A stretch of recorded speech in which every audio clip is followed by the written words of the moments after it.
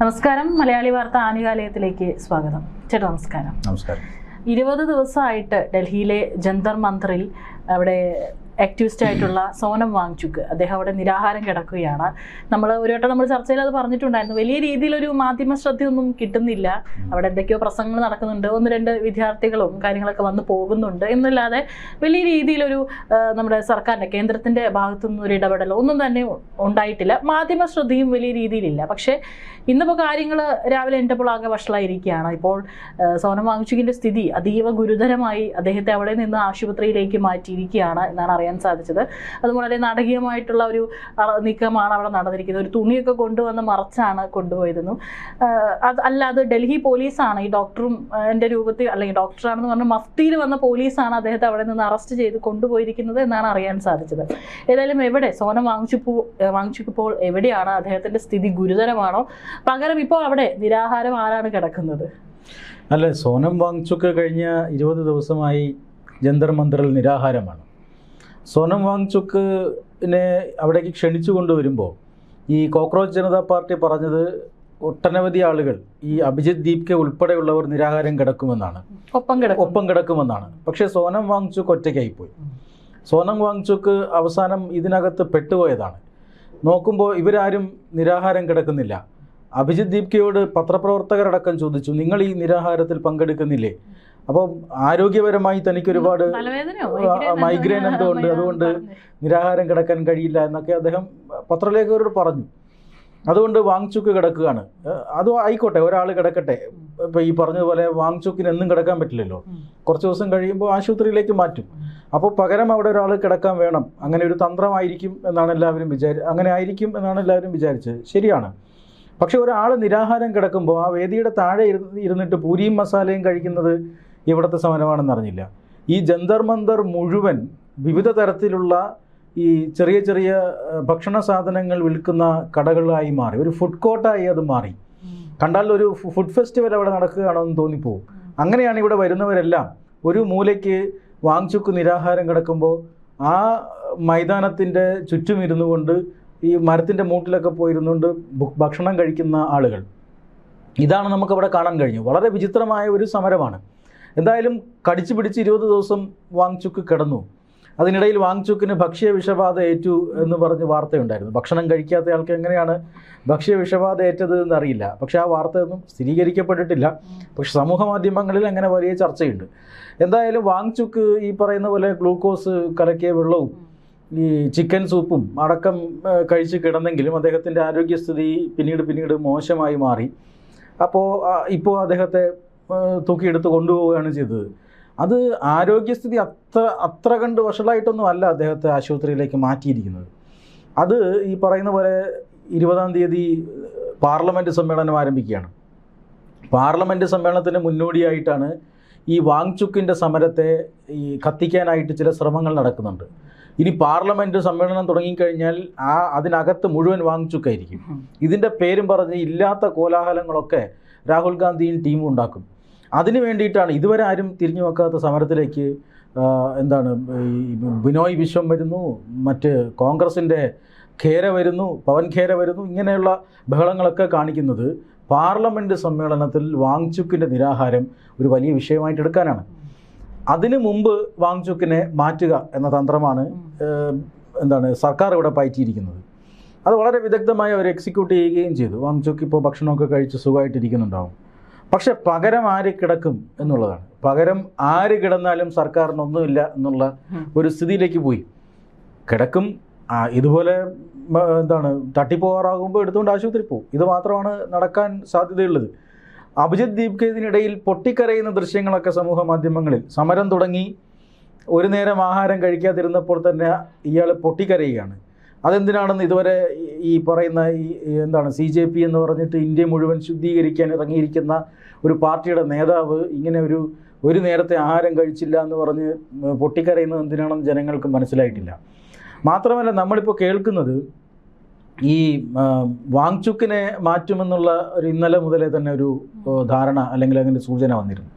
വാങ്ചുക്ക് കഴിഞ്ഞാൽ ആര് നിരാഹാരം കിടക്കും എന്ന ചിന്തയും ഒക്കെ ഉണ്ടായി. കാരണം പിന്തുണ അർപ്പിക്കാനായി അരവിന്ദ് കെജ്രിവാൾ അവിടെയുണ്ട്, പ്രകാശ് രാജ് അവിടെയുണ്ട്, കമ്മ്യൂണിസ്റ്റ് നേതാക്കളുണ്ട്. അപ്പോൾ നിങ്ങളാരെങ്കിലും ഇനി കിടന്നോളൂ എന്ന് CJP നേതാക്കൾ പറഞ്ഞത്രേ. പ്രത്യേകിച്ചും കേജ്രിവാളിന് കുറച്ചധികം ദിവസം നിരാഹാരം കിടന്നിട്ടുള്ള പരിചയമുണ്ട്. അദ്ദേഹം എനിക്ക് തോന്നുന്നില്ല ഇനി ജീവിതത്തിൽ നിരാഹാരം കിടക്കുമെന്ന്. കാരണം അത്രമാത്രം അദ്ദേഹത്തിൻ്റെ ആരോഗ്യത്തെ അത് ബാധിച്ചിട്ടുണ്ട്. അപ്പോൾ അതുകൊണ്ട് അരവിന്ദ് കേജ്രിവാളിനോട് പറഞ്ഞു നോക്കി. കേജ്രിവാൾ അവിടെ നിന്ന് പെട്ടെന്ന് തന്നെ പെട്ടിയും കിടക്കയെടുത്ത് ഓടുകയാണ് ചെയ്തത്. പ്രകാശ് രാജ് പിന്നാലെ ഓടിയെന്നാണ് കേട്ടത്.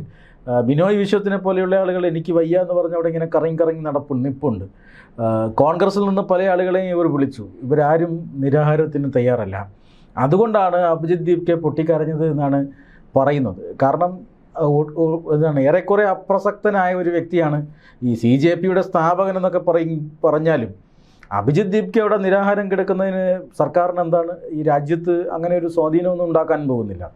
സോനം വാങ്ചുക്ക് പിന്നെയും, കാരണം ലഡാക്കിൽ അദ്ദേഹം ഒരു കലാപം ഉണ്ടാക്കുന്നതിലൊക്കെ വിജയിച്ചയാളാണ്. അതുകൊണ്ട് തന്നെ ഒരുപക്ഷെ അദ്ദേഹത്തിന് ചില വാല്യൂ എന്താണ്, കുറച്ചെങ്കിലും ആളുകൾ ഈ പറയുന്ന രാജ്യവിരുദ്ധ ശക്തികളൊക്കെ അദ്ദേഹത്തിൻ്റെ പിന്നിൽ അണിനിരന്നേക്കാം. പക്ഷേ ഇപ്പോൾ അവിടെ നിരാഹാരം കിടക്കാൻ ആരുമില്ല എന്ന ഒരു സ്ഥിതിയിലേക്കാണ് കാര്യങ്ങൾ പോകുന്നത്. കാരണം പാർലമെൻറ്റ് സമ്മേളനത്തിന് മുമ്പ് തന്നെ അത് വെടിപ്പാക്കി മാറ്റുകയാണ് ചെയ്തത്. ഇപ്പൊ അദ്ദേഹത്തിന്റെ ഭാര്യയൊക്കെ വന്നിട്ടുണ്ട്. അദ്ദേഹത്തിന്റെ സമ്മതമില്ലാതെ അദ്ദേഹത്തിന് ഒരു തുള്ളി ഭക്ഷണം കൊടുക്കരുത് അങ്ങനെ പറഞ്ഞിട്ട്. പിന്നെ ചില പോസ്റ്റുകൾ റോം ശർമ്മയിലൊക്കെ നടത്തിയിട്ടുള്ള 16 വർഷത്തോളം നീണ്ടു നിന്നിട്ടുള്ള അവർ നടത്തിയിട്ടുള്ള നിരാഹാരത്തിനൊക്കെ കുറിച്ച് അത് കമ്പയർ ചെയ്തുകൊണ്ടൊക്കെ പല പോസ്റ്റുകൾ കണ്ടിട്ടുണ്ട്. അവരൊക്കെ എത്രയോ വർഷങ്ങളാണ് അവർ കിടന്നത്. അവർക്ക് മൂക്കിലൂടെ ട്യൂബിലൂടെയാണ് അവർക്കൊക്കെ ഭക്ഷണം. അപ്പോൾ 20 ദിവസം കിടന്നുകൊണ്ട് അതിന് മാത്രം ഒന്നും സംഭവിക്കില്ല എന്നൊക്കെ പറഞ്ഞുകൊണ്ട് ഇതിനെ വിമർശിച്ചിട്ട് പല പോസ്റ്റുകളും കണ്ടിരുന്നു. അല്ല, അത് ഈ വാങ്ചുക്കിനെ മഹത്വവൽക്കരിക്കാൻ വേണ്ടി ചില ശ്രമങ്ങൾ നടത്തി. വാങ്ചുക്കിനെ അണ്ണാ ഹസാരെയാക്കാനും ദീപ്കയെ കേജ്രിവാളാക്കാനുമായിട്ടുള്ള ശ്രമമാണ് നടന്നത്. അപ്പോൾ അത് വാങ്ചുക്കിന് വേണ്ടിയിട്ടുള്ള PR വർക്കുകളൊക്കെ ഈ അടുത്ത കാലത്ത് സമൂഹ മാധ്യമങ്ങളിലൊക്കെ നടക്കുന്നുണ്ട്.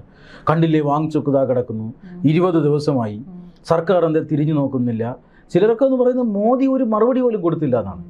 മോദി മറുപടി കൊടുക്കാൻ ഈ വാങ്ചുക്ക് ആരാണ്? വാങ്ചുക്ക് ഒരു ക്രിമിനലാണ്, രാജ്യവിരുദ്ധനാണ്. ഇന്ത്യ ഒരു ജനാധിപത്യ രാജ്യമായതുകൊണ്ടും ഇവിടെ ഭരിക്കുന്ന സർക്കാർ അത്രമാത്രം എന്താണ് ഏകാധിപത്യ സ്വഭാവം ഇല്ലാത്തത് കൊണ്ടുമാണ് വാങ്ചുക്കൊക്കെ ഇങ്ങനെ ഇറങ്ങി നടക്കുന്നത്. അദ്ദേഹം ലഡാക്കിൽ എന്താണ് ചെയ്തത്? ലഡാക്കിൽ ഏതാനും യുവാക്കളെ തെറ്റിദ്ധരിപ്പിച്ചുകൊണ്ട് അവരൊരു സംസ്ഥാന പദവിക്ക് വേണ്ടി അവിടെ ഒരു വലിയ മുറവിളി കൂട്ടി. സംസ്ഥാന പദവി ആവശ്യപ്പെട്ടുകൊണ്ട് ഇവർ ഒരു ജനാധിപത്യ സമരമല്ല അവിടെ നടത്തിയത്, അക്രമ സമരമാണ് നടത്തിയത്. അവിടെ ഉണ്ടായിരുന്ന സൈനികരെ ആക്രമിക്കുന്നു, അവിടെ ഉണ്ടാകുന്ന സർക്കാർ കാര്യാലയങ്ങൾ അടിച്ചു തകർക്കുന്നു. ബംഗ്ലാദേശ് മോഡലിൽ ലഡാക്കിനെ കത്തിക്കാനാണ് ആ കലാപത്തിലൂടെ കലാപകാരികൾ ശ്രമിച്ചത്. അതിന് നേതൃത്വം കൊടുത്തയാളാണ് വാങ്ചുക്ക്. ആ കലാപം മൊത്തമായി ഡിസൈൻ ചെയ്ത് നടപ്പിലാക്കിയ ആളാണ് വാങ്ചുക്ക്. നമുക്കറിയില്ലേ, വാങ്ചുക്കിനെ പിടിച്ചതോടുകൂടി കലാപം സ്വിച്ചിട്ടോട് നിന്നു. കേന്ദ്ര സർക്കാരിന് അറിയാം ആരാണ് അവിടെ കുഴപ്പമെന്ന്. അയാളെ കറക്റ്റായിട്ട് പിക്ക് ചെയ്തു. ലഡാക്കിൽ എന്തിനാണ് ഇവർ സമരം നടത്തിയത്? സംസ്ഥാന പദവി വേണമെന്നാണ്. ഈ ലഡാക്ക് എന്ന് പറഞ്ഞാൽ ലഡാക്ക് ഏതാണ്ട് 59,000 സ്ക്വയർ കിലോമീറ്റർ വിസ്തീർണമുള്ള മേഖലയാണ് ഇപ്പോൾ നമ്മുടെ സ്വാധീനത്തിലുള്ളത്. യഥാർത്ഥത്തിൽ നമ്മുടെ ഭൂപടത്തിൽ കാണുന്ന വലിയൊരു ഭാഗം പാകിസ്ഥാൻ്റെ കയ്യിലാണ്, പാക് അധീന കശ്മീർ. അപ്പോൾ അതും കൂടി ചേർന്ന് കഴിഞ്ഞാൽ ഏതാണ്ട് 1,60,000 പരം സ്ക്വയർ കിലോമീറ്ററുള്ള വലിയ മേഖലയാണ്. മറുവശത്ത് പാകിസ്ഥാനും ചൈനയുമുള്ള ഒരു അതിർത്തി മേഖലയാണ്. സെൻസിറ്റീവ് ആയിട്ടുള്ള ഒരു പ്രദേശം, വളരെ സെൻസിറ്റീവ് ആയിട്ടുള്ള പ്രദേശമാണ്. അവിടെ ഇന്ത്യയിലെ നിയമം അനുസരിച്ച് ഈ സംസ്ഥാന സർക്കാരുകൾക്കുള്ള അധികാരം പോലും അവിടെ കൊടുക്കാൻ പാടില്ല. കശ്മീരിന് പ്രത്യേക അധികാരം കൊടുത്തത് കൊണ്ടാണ് അവിടെ അത്രയും ഭീകരവാദം ആയത്. 2019 അത് നീക്കിയതോടുകൂടി ഭീകരവാദം കുറഞ്ഞത് നമ്മുടെ മുന്നിൽ ഒരു വലിയ ഉദാഹരണമായുണ്ട്, വ്യക്തമായി തന്നെ ഉണ്ട്. അപ്പോൾ അതിൻ്റെ ഭാഗമായിട്ടാണ് കശ്മീരിനെയും ലഡാക്കിനെയും 2 കേന്ദ്രഭരണ പ്രദേശങ്ങളാക്കി മാറ്റിയിരിക്കുന്നത്. കേന്ദ്ര സർക്കാരിന് ആ മേഖലയിൽ അത്രമാത്രം സ്വാധീനം നിയമപരമായി വേണം എന്നുള്ളത് കൊണ്ടാണ്. ആ സംസ്ഥാനത്തെ ഒരു അധികാരം വേണം, സംസ്ഥാന പദവി നൽകണമെന്നൊക്കെയാണ് ആവശ്യപ്പെടുന്നത്. അവരുടെ ആളുകൾക്ക് റെപ്രസെൻറ്റേഷൻ കിട്ടുന്നില്ല. ലഡാക്കിലെ ജനസംഖ്യ എത്രയാണ്? ഇത്രയും വലിയ ഭൂപ്രദേശം ഉണ്ടെങ്കിലും ലഡാക്കിലെ ജനസംഖ്യ വെറും 3 ലക്ഷമാണ്. അവിടുത്തെ ഇവിടുത്തെ ഒരു അസംബ്ലി നിയോജക മണ്ഡലത്തിലെ ജനസംഖ്യയുടെ അത്രയും ഉള്ളൂ അവിടുത്തെ ജനസംഖ്യ. എന്നിട്ടും അവിടെ ഒരു ലോക്സഭാ മണ്ഡലമുണ്ട്, ഒരു MP-യും ഉണ്ട് അവിടെ റെപ്രസെൻ്റ് ചെയ്യാനായിട്ട്. അവിടെ എന്തുകൊണ്ടാണ് രാജ്യത്തിൻ്റെ അതിർത്തികൾ സംരക്ഷിക്കാനാണ് അവിടെ കേന്ദ്രഭരണ പ്രദേശമാക്കി മാറ്റിയിരിക്കുന്നത്. അവിടെ സംസ്ഥാന സർക്കാർ നിലവിൽ വരണമെന്ന ആഗ്രഹം പാകിസ്ഥാനും ചൈനയ്ക്കുമാണുള്ളത്. ഇങ്ങനെ നമ്മുടെ ശത്രു രാജ്യങ്ങളായ പാകിസ്ഥാനും ചൈനയ്ക്കും വേണ്ടി അവിടെ സംസ്ഥാന പദവി ആവശ്യപ്പെട്ടുകൊണ്ട് അവിടുത്തെ യുവാക്കളെ തെറ്റിദ്ധരിപ്പിച്ച് വലിയ കോലാഹലത്തിന് ഇറങ്ങിയ ആളാണ് വാങ്ചുക്ക്. മഹാത്മാഗാന്ധിയൊന്നുമല്ല പ്രധാനമന്ത്രി നരേന്ദ്രമോദി നേരിട്ട് വന്ന് വാങ്ചുക്കിന് മറുപടി കൊടുക്കാൻ. അദ്ദേഹം ഒരു കൊടും ക്രിമിനലാണ്, രാജ്യത്തിനെതിരെ നീങ്ങുന്ന ഒരു വ്യക്തിയാണ്. അദ്ദേഹത്തെ പിടിച്ച് രാജസ്ഥാനിലെ ജയിലറകളിൽ കൊണ്ടിട്ടു. ദേശീയ സുരക്ഷാ നിയമം അനുസരിച്ച് ജയിലിൽ കിടന്നയാളാണ്. ദേശീയ സുരക്ഷാ നിയമം എപ്പോഴാണ് റിവോക്ക് ചെയ്യുന്നത്? ദേശീയ സുരക്ഷാ നിയമം ഒരാൾ രാജ്യത്തിൻ്റെ സുരക്ഷയ്ക്കും പരമാധികാരത്തിനും അതുപോലെ തന്നെ അഖണ്ഡതയ്ക്കും ഒക്കെ ഭീഷണിയായി മാറുമ്പോഴാണ്. അങ്ങനെയുള്ള ഒരാളാണ് വാങ്ചുക്ക്. അബ്ദുൽ നാസർ മദനിക്ക് സമാനനായ ഒരു വ്യക്തിയാണ്. ഇയാളോട് മോദി മറുപടി പറഞ്ഞില്ല, മോദി വിശദീകരണം കൊടുത്തില്ല എന്നൊക്കെയാണ് കോൺഗ്രസും കമ്മ്യൂണിസ്റ്റും പറയുന്നത്. ഇങ്ങനെയുള്ള ഒരാൾക്ക് മറുപടി കൊടുക്കണമെന്ന് പറഞ്ഞാൽ അങ്ങനെ പറഞ്ഞുകൊണ്ട് മഹത്വവൽക്കരിക്കാനാണ് ഈ പറയുന്നത് 20 ദിവസം കിടക്കുന്നു എന്നൊക്കെയുള്ള ശ്രമം നടന്നത്. അതിന് സമൂഹ മാധ്യമങ്ങളിൽ ചുട്ട മറുപടി ഇവർക്ക് കിട്ടിയിട്ടുണ്ട്. ഇറോം ശർമ്മള നേരത്തെ പറഞ്ഞ പോലെ 16 വർഷമാണ് അവർ ആഹാരം കഴിക്കാതെ മൂക്കിലൂടെ നിർബന്ധിച്ച് ആഹാരം കൊടുത്ത് കിടന്നിരുന്നത്.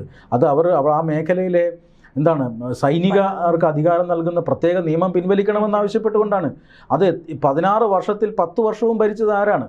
BJP സർക്കാർ വന്നതിന് ശേഷമാണ് ആ നിയമം പിൻവലിച്ചതിന് ശേഷം അവരുടെ നിരാഹാരം അവസാനിപ്പിച്ചത്. പിന്നീട് പട്ടിണി കിടന്ന് അല്ലെങ്കിൽ ഈ പറയുന്ന നിരാഹാര സമരം കിടന്ന് ബലിദാനികളായ എത്രയോ ആളുകളുണ്ട്.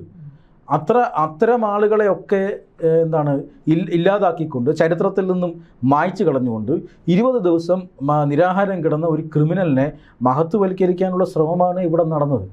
അപ്പം അതിനെതിരെയാണ് ഇപ്പോൾ കേന്ദ്ര സർക്കാർ നടപടി എടുത്തിരിക്കുന്നത് എന്ന് വേണം പറയാം. ഇതിപ്പോൾ എന്തായാലും ഒരു സ്വാഭാവിക നടപടിയല്ല. കാരണം എന്തായാലും ഇത് കോടതിയിലെത്തുമ്പോൾ കോടതി ചോദിക്കും എന്തുകൊണ്ട് ഒരാൾ അവിടെ മരിക്കാൻ കിടക്കുമ്പോൾ നിങ്ങൾ കോടതി പറഞ്ഞു, കോടതി ഉത്തരവനുസരിച്ചിട്ടാണ് ദില്ലി പോലീസ് ആക്ട് ചെയ്തിരിക്കുന്നത്. സ്വാഭാവിക നടപടിയാണ്. അല്ലാതെ ഈ പറയുന്നത് പോലെ അദ്ദേഹത്തിന്റെ സ്ഥിതി അതീവ ഗുരുതരമായിട്ട് എടുത്തുകൊണ്ട് പോയെന്നല്ല. ഇപ്പോൾ അദ്ദേഹം ആരോഗ്യവാനെ തന്നെ ഇരിക്കുന്നു എന്ന് തന്നെ വേണം പറയാം. പകരം ഇപ്പോൾ അവിടെ അടുത്തൊരാൾ അവിടെ നിരാഹാരം കിടക്കുന്നുണ്ട്. നമുക്ക് നോക്കാം ഇനി എന്തായാലും അത് എത്രത്തോളം ദിവസം ഈ പറയുന്നത് പോലെ അത് മുന്നോട്ട് പോകും, അല്ലെങ്കിൽ ഇനി കൂടുതൽ പിന്തുണ അർപ്പിച്ചുകൊണ്ട് ആരെങ്കിലും വരുമോ എന്ന് നോക്കാം. നമുക്ക് കേരളത്തിലടക്കം നേതാക്കള് ഇഷ്ടംപോലെ പോസ്റ്റ് ഇടുന്നുണ്ട് അവർ പിന്തുണ അറിയിച്ചുകൊണ്ട്. തീർച്ചയായിട്ടും നമുക്ക് നോക്കാം എന്തായിരിക്കും സംഭവിക്കുക എന്നുള്ളത്. നമസ്കാരം.